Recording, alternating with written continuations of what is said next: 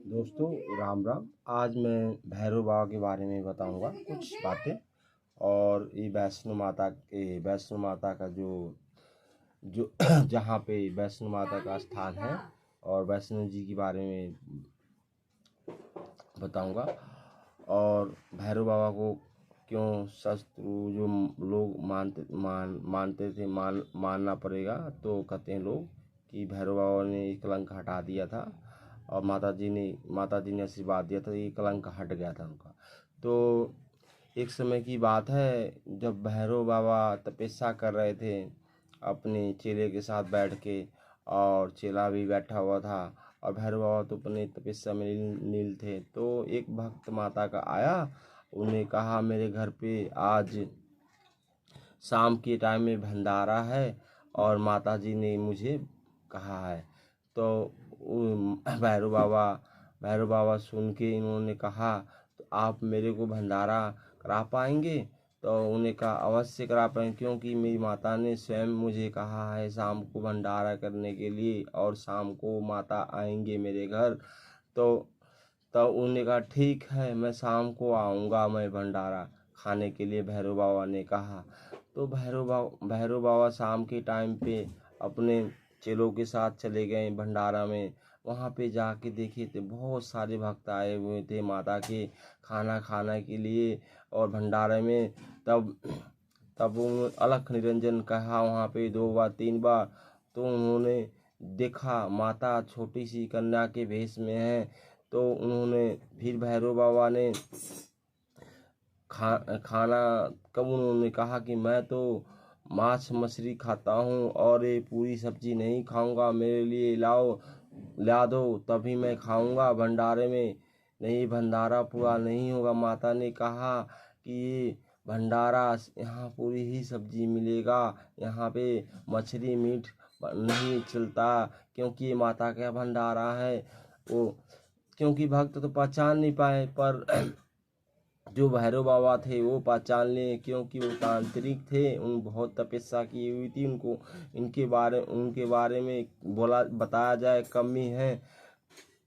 तो उन्होंने जब माता ने मना कर दिया तो भैरव बाबा ने गुस्से में उनका जब हाथ पकड़ा तभी वहाँ से निपत्ता हो गई। भैरव बाबा भी अपने मंत्र से निपत्ता हो गए और वहाँ माता गुफा में चली गई। और ये ढूंढते ढूंढते उन्होंने कहा कि मैं ढूंढ लूंगा माता कहाँ है, मैं ढूंढ लूँ। तब जाते जाते रास्ते में बजरंगबली मिले। तो बजरंगबली ने कहा क्या कर रहे हो, ये गलत बात है। माता को स्वयं जगननी माता को आप जा रहे हो पकड़ने के लिए, और तो नहीं, अच्छी बात नहीं है। तब उनकी बात सुन के कहते हैं कहता है कि भैरव बाबा की हट जाओ मेरे मार्ग से, मेरे रास्ते से, नहीं तो अच्छा नहीं होगा। तो बजरंगबली को ये चुनौती दे दी। तो बजरंगबली ने कहा पीछे हटने वाले, उन्होंने भाई लड़ने लग गए। जब लड़ते लड़ते जब भैरव बाबा को जब मारने जा रहे थे, खत्म करने, तभी माता वहाँ प्रकट हो गई। तब प्रकट हो गई, कहीं हनुमान जी को बोला हे पुत्र आप इनको छोड़ दो, और ये आपके हाथों से मृत्यु नहीं लिखा हुआ, क्योंकि मेरे हाथों से लिखा हुआ है।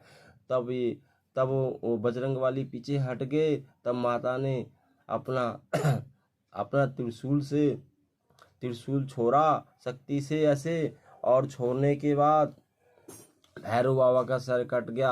अब भैरव बाबा का सर कटते ही जब पृथ्वी पर गिरी तो वो माता माता चिल्लाने लग गए। तब उन्होंने माता ने कहा कि हे पुत्र, आप चलो खैर, सुबह का भूला शाम लोग घर पे लौट आना, उसको भूला नहीं करते। आप बोलो आपकी इच्छा क्या है। हे माता, मैं आपके साथ लड़ने जा रहा था, इसीलिए कि मुझे पता था आप ही माता हो, इसलिए और लोग तो मुझे अब शत्रु मारेंगे आपका, कि आपसे लड़ रहा था मैं, तो इसलिए मुझे कोई माता वरदान दीजिए। तो उन्होंने यही वरदान दिया कि जाओ, तुम्हारे धर के ऊपर से जो भी भक्त जाएगा उसका मुकामना पूरा हो जाएगा। तो वही वैष्णो माता में है भैरव बाबा वाले, तो उसके ऊपर से लोग भक्त जाते हैं और सारा तपस्या करके घूम घूम के आते हैं चारों तरफ। जब तक उनका दर्शन भैरव बाबा का अच्छी तरह से ना किया जाए, तपस्या उभंग माना जाता है। दोस्तों राम राम, इलेक्ट्रीशियन रामदेव बोल रहा हूँ। अपने गुरुजी के घर से बोल रहा हूँ मैं आज रियल में गुरुजी के घर आया हूँ। और सुबह मेरा मन व्याकुल हो रहा था, इसीलिए मैं अपने गुरु के घर आया था। राम राम।